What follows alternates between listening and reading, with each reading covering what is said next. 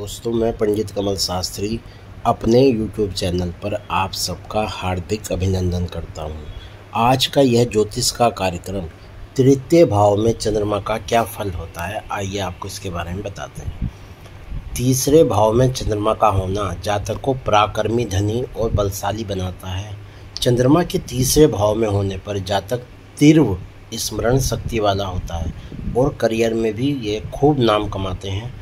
ऐसे जातक कभी किसी प्रकार के परिवर्तन से घबराते नहीं हैं। ऐसे लोगों का विवाह के बाद ही उनका भाग्योदय होता है। तृतीय भाव में चंद्रमा व्यक्ति को जिज्ञासु बनाता है। वह सभी विषय वस्तु की जानकारी रखने वाला होता है। ऐसा व्यक्ति बिना किसी कारण के खर्च नहीं करना चाहता। बचत करना उसका स्वाभाविक गुण होता है। अपने शान शौकत के लिए खर्च करने में कोई संकोच भी नहीं रखता। ऐसा व्यक्ति बहुत ही शौकीन होता है और इनका शौक भी परिवर्तनशील होता है। यदि व्यवसायी बिजनेसमैन है तो व्यवसाय में भी बार बार परिवर्तन होता रहता है। यदि तृतीय भाव में चंद्रमा हो तो आपको यात्राएं बहुत पसंद होती है, यानी यात्रा आपके जीवन का एक हिस्सा बन जाती है। इसका मुख्य कारण ये भी है कि तीसरा भाव छोटी यात्रा का भाव है और चंद्रमा इस स्थान में बैठकर भाग्य स्थान को देखता है। अर्थात अपने भाग्य वृद्धि के लिए व्यक्ति छोटी छोटी यात्रा अवश्य करता है। ऐसा व्यक्ति लोक प्रसिद्धि पाने के लिए प्रयासरत रहता है।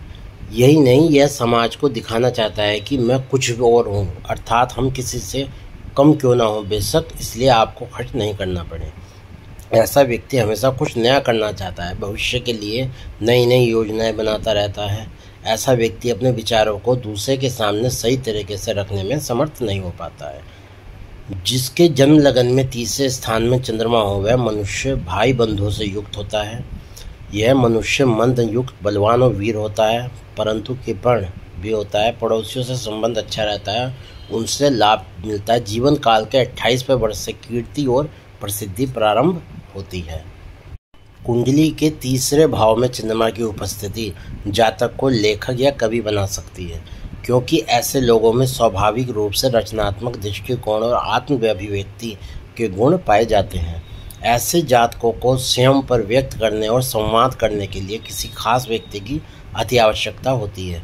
खासकर महिलाओं के साथ उनका संवाद अधिक महत्वपूर्ण होता है। कुंडली के तीसरे भाव में चंद्रमा की मौजूदगी जातक को सहज, भावुक और दूसरे की भावनाओं को आसानी से समझने वाली बनाती है।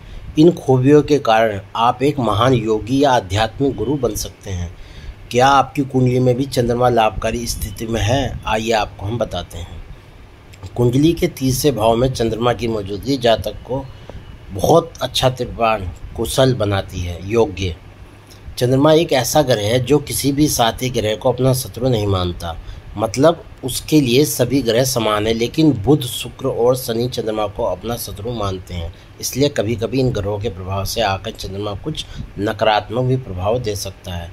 कुंडली के तीसरे भाव में बैठे चंद्रमा यदि किसी विरोधी ग्रह के प्रभाव में है तो जातक का मूड लगातार बदलता रहता है। नमस्कार।